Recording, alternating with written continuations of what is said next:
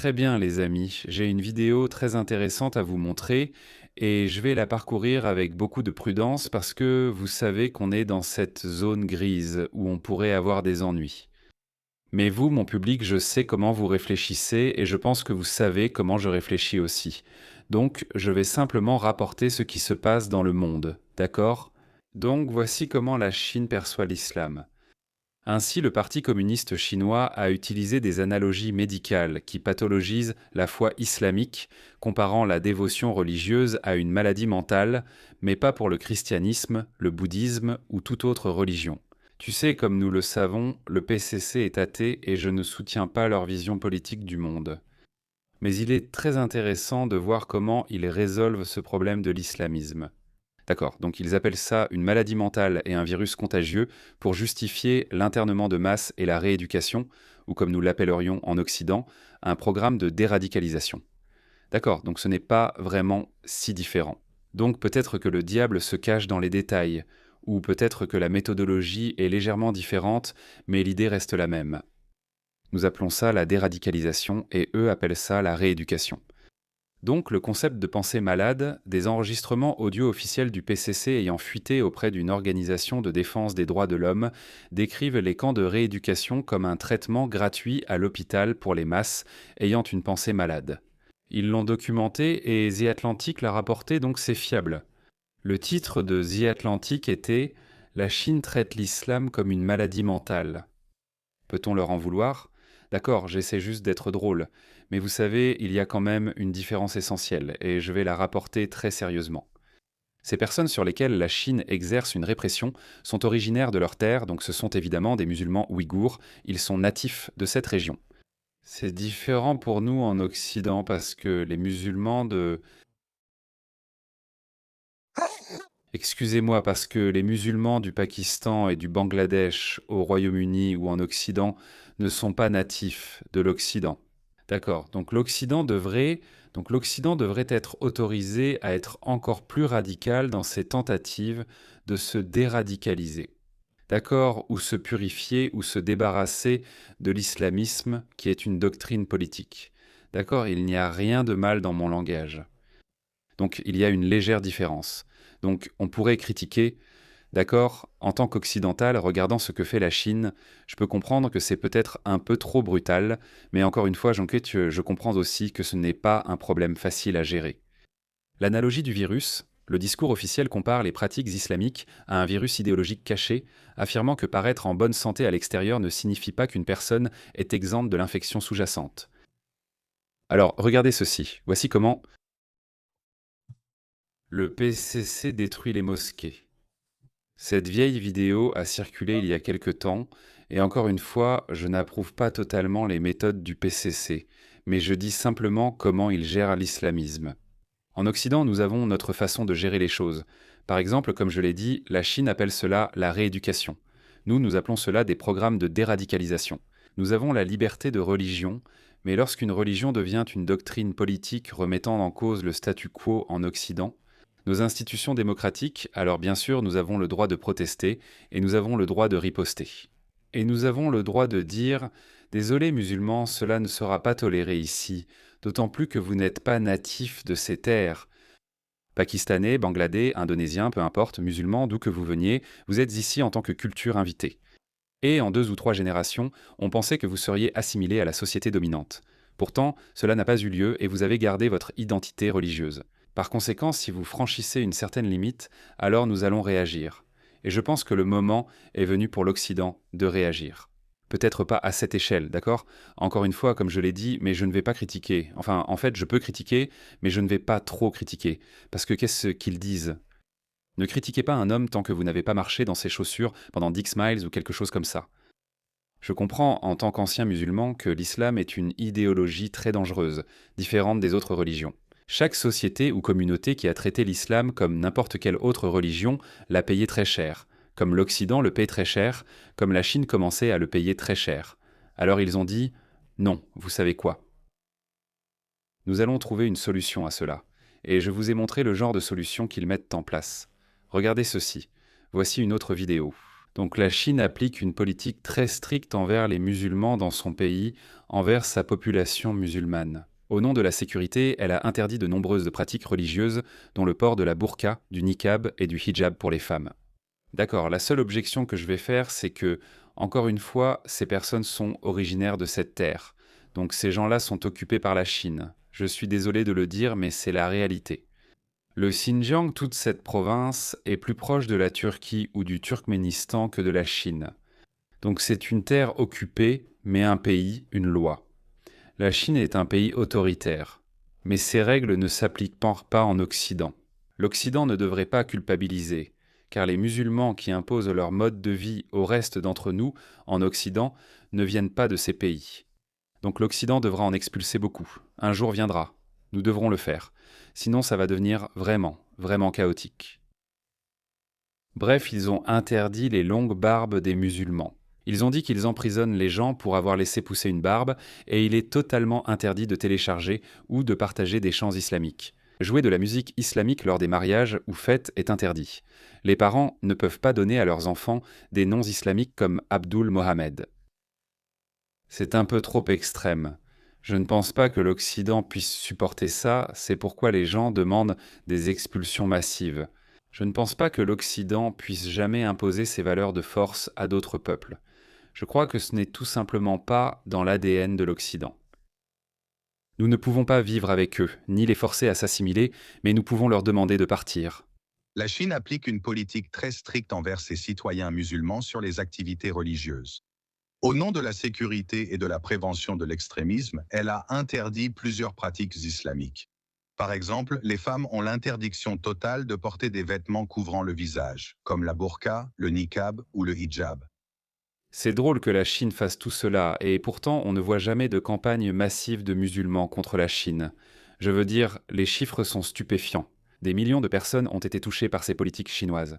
Mais 30 000 civils de Gaza meurent après avoir tenté une aventure malheureuse avec Israël. Le monde entier a été bouleversé. Le port d'une longue barbe liée aux musulmans peut aussi mener à la prison.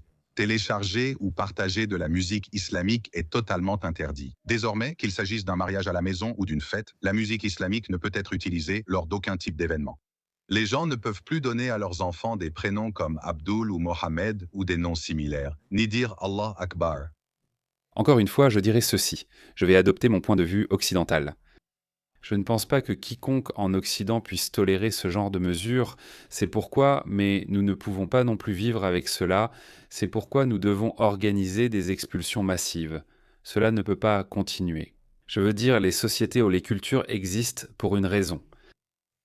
Il existe différentes façons de vivre, il y a différentes valeurs et pratiques culturelles. Elles sont distinctes pour une raison. Si vous ne pouvez pas vivre avec eux, mettez-les dehors. Comme je dis toujours, s'intégrer ou être expulsé. Je vais vous montrer une autre vidéo. L'islam est interdit en Chine, point final. Qu'en est-il de toutes les mosquées que nous voyons et des musulmans qui prient? D'accord, regardons. Qu'est-ce que c'est?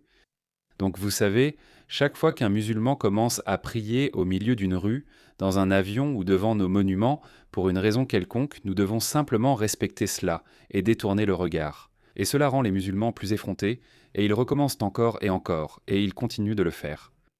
Voyez ce qui arrive quand ils font ça en Chine. En réalité, tout s'est bien déroulé. Est-ce qu'il va rester, être gentil, ou est-ce qu'il va changer? Est-ce qu'il va changer de cap? Il n'écoute pas parce que, encore une fois, un musulman croit que rester ferme est une vertu. Regardez. C'est parti. Tu ne l'écoutes pas. Oh, Oh! don't touch. Oh. Si c'était un policier de Londres ou un policier britannique, il dirait « Ouais, non, non, je suis désolé. » Ouais, non, non, non, c'est bon. J'essaie juste d'être plus prudent pour le gars musulman. Ne t'inquiète pas. Laisse-moi sortir plus de tapis de prière pour toi. Tu veux prier ici aussi? J'espère que le policier chinois va réagir différemment. C'est génial, génial, génial, génial. Il prie comme si le monde devait, vous savez, juste s'arrêter et respecter ça. Non. 117. Regarde la plateforme, il y a 6 personnes qui prient, je suis le seul ici. Il appelle du renfort. Bien. Dépêche-toi, de mon côté, c'est... Tu comprends ce que je dis? Merci, merci. 场馆的大活动 finish。Merci beaucoup. Oh, it's finished. Thank you so much. Bye bye. Bye bye, thank you. Au revoir, au revoir. Merci. Il n'est même pas chinois, c'est un touriste. C'est un putain de touriste. J'aurais aimé que ce policier chinois lui fasse subir la totale façon PCC. Merci. D'accord, d'accord. Non, non, s'il vous plaît. Une minute, s'il vous plaît. Dans le stade, non, il n'y a pas de salle de prière. Salle de prière, non, il n'y en a pas. Donc, il n'y a pas de salle de prière dans le stade. C'est pourquoi il a dû prier en public. D'accord, regardons cette vidéo. En Chine, les musulmans chinois des montagnes, c'est-à-dire les Ouïghours, sont placés dans des centres de santé mentale pour recevoir un traitement.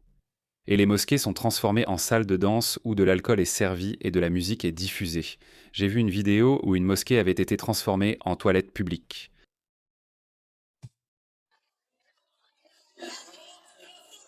Donc c'est officiel. Donc c'est censé être officiellement une mosquée. Oui, on peut voir que c'est une mosquée. Et les Chinois sont justes. Les Chinois de Chine continentale dansent et festoient simplement. D'accord, écoute, je veux dire, je comprends. Écoute, je ne vais pas approuver ça ou dire que c'est bien. Les gens ne devraient jamais être persécutés. Je pense que chacun devrait pouvoir vivre selon ses coutumes et valeurs culturelles. J'ai un problème avec les gens qui imposent leurs croyances aux autres. Mais la situation en Occident diffère totalement. Ces gens en Occident nous le répètent sans cesse. Voyez, c'est ainsi qu'ils agissent en Occident. C'est très différent. Et oui, ce que fait le PCC, je ne peux pas l'approuver, mais je comprends qu'ils ont leurs propres défis. Peut-être que le Xinjiang devrait être libéré. Ils devraient leur donner l'indépendance. Mais oui, bien sûr, comme si ça allait arriver. Mais la situation en Occident est complètement différente. C'est ainsi qu'ils antagonisent l'Occident ouvertement. L'islam dominera de nouveau le monde. Aucune autre foi n'a une telle morale. Quand nous disons que l'Amérique sera un jour un pays musulman, Inch'Allah, les gens nous regardent avec scepticisme. Mais la réalité, c'est que c'est notre objectif. C'est l'objectif. Donc ils se comportent ainsi, ils attirent beaucoup de réactions négatives et ils unissent beaucoup de patriotes à travers le monde. Peu importe où ils se trouvent, ils se comportent de manière similaire, sauf en Chine. Donc comme je l'ai dit, en Chine, au moins, ils sont natifs. En Amérique, en Grande-Bretagne, ils ne sont pas natifs de ces terres. Voilà pourquoi je trouve le mouvement ethno-nationaliste assez stupide. Que faire des Blancs convertis à l'islam? Impossible de les expulser puisqu'ils sont natifs. Donc, ce contre quoi nous devrions tous nous battre, c'est cette idée étrangère, une doctrine politique appelée l'islam. Les gens aiment aussi l'appeler islamisme, mais l'islam, c'est l'islamisme. Mettre en pratique l'islam, c'est déjà de l'islamisme. Donc c'est notre ennemi commun. C'est contre cela que nous devrions nous battre, parce que c'est anti-occidental, c'est antithétique aux valeurs occidentales, à la civilisation occidentale. Et cela annonce ouvertement ce qu'il va faire à l'Occident. Donc nous ne pourrions jamais faire ce que la Chine fait. Nous ne pourrions jamais persécuter les gens à ce point. Nous ne pourrions jamais démolir des mosquées contre leur volonté. C'est impossible pour nous. Cela ne fait pas partie de l'ADN de l'Occident. Mais ce que nous pouvons faire, c'est mobiliser les gens et lancer des appels à des expulsions massives. Ce n'est pas compatible avec les valeurs occidentales. Vous n'avez aucune intention de vous assimiler et vous continuez à défier le statu quo au quotidien, ce qui s'apparente à de la trahison. Alors repartez. Nous allons devoir vous renvoyer dans vos pays d'origine, même si vous êtes né ici. Regardez ce type, regardez ce clown. C'est un fils de première génération d'immigrés pakistanais. Regardez ce type. Qui es-tu, toi, qui détestes les vétérans américains? Qui leur a permis de dire ça? Moi, personne ne m'a donné cette liberté. Mes parents sont les seules personnes qui ont fait des sacrifices. Aucun vétéran n'a fait de sacrifice, que ce soit bien clair. Des anciens combattants américains ont perdu des membres en obéissant aux ordres et en combattant pour l'Amérique. Que vous approuviez ou non les guerres de l'Amérique, je pense que chaque guerre est justifiée. Désolé. Quand vous êtes une hégémonie mondiale, quand vous êtes une superpuissance, il y a certaines responsabilités que vous ne pouvez pas ignorer. Comme à l'époque de la guerre froide, l'Amérique ne pouvait pas abandonner le monde. La merci des dirigeants soviétiques. Cela n'aurait pas pu arriver. L'Amérique ne pouvait pas aller au Vietnam, l'Amérique ne pouvait pas ignorer la péninsule coréenne. Il ne pouvait pas. Il ne pouvait pas leur laisser le terrain. C'est pareil pour l'Afghanistan, l'Irak et toutes les interventions américaines à l'étranger. Elles sont justifiées, qu'on soit d'accord ou non, il y a une raison. Mais ces gens ne sont pas loyaux envers l'Amérique. Ils sont loyaux envers leur propre culture, leur culture ancestrale, l'islam, la religion. Donc, même si ses parents ont supplié pour être en Amérique et que l'Amérique a offert à ce Baldi une bonne vie, l'Amérique a offert à ce Baldi une bonne vie. Et il déteste les anciens combattants américains ainsi que les États-Unis. C'est ce qu'il dit. Il dit « Je méprise ces deux entités ». Les États-Unis, le gouvernement des États-Unis, l'entité, peu importe comment vous voulez l'appeler, le système, cette expérience des États-Unis, l'hégémon mondial, la superpuissance la plus bienveillante du monde, ces États-Unis et ces soldats, des gens qui ont perdu des membres, des gens qui sont morts. Et regardez le mépris qu'il a pour eux. Pendant la guerre en Irak, j'étais en quelque sorte musulman, puis je suis passé par une phase libérale. Et bien sûr, je n'aimais pas non plus l'Amérique, ou je n'aimais pas non plus la politique étrangère américaine. Voilà comment leur esprit fonctionne. D'abord, ils disent « Je n'ai rien contre l'Amérique.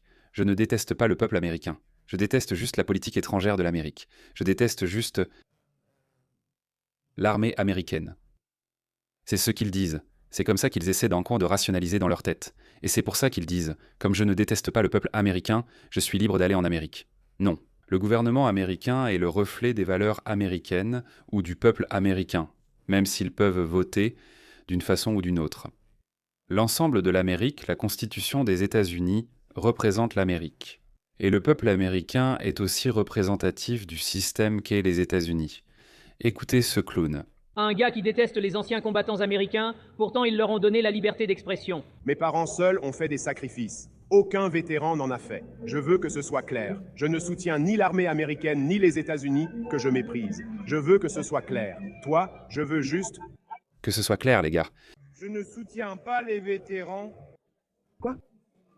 Les seuls vétos que je soutiens, ce sont ceux qui s'occupent de mes enfants. Je n'ai pas compris la fin, mais expulsez-le. On ne peut pas vivre avec ces gens. On ne peut pas vivre avec ces gens. C'est de la trahison. Encore une fois, est-ce qu'un démocrate, même s'il déteste Trump, même s'il s'oppose à telle ou telle guerre, peut-il dire ça? Non, il ne peut pas dire ça parce que, encore une fois, il fait partie de ce système. Ils le savent. Je sais que des gens étaient là à l'époque, l'outro l'a couvert. Ces gens-là venaient un temps de la Bible Belt. Ils disaient que Dieu allait punir les soldats américains, extrêmement déplacés. Plus tard, j'ai appris que ce clip était devenu viral dans le monde musulman, car on disait que les Américains haïssaient tous leurs propres soldats. Et j'ai pensé, puis quand j'ai découvert, c'était une toute petite église, très marginale. C'était un très petit nombre de personnes qui faisaient en ça. Mais ces gens restent fidèles à leur culture, civilisation, idéologie et religion, sans se soucier de l'Amérique. Ils vont changer l'Amérique à leur façon, ils prévoient dans son but de recréer l'Amérique selon leur vision. Et ce sera une Amérique très différente de celle que les pères fondateurs ont créée.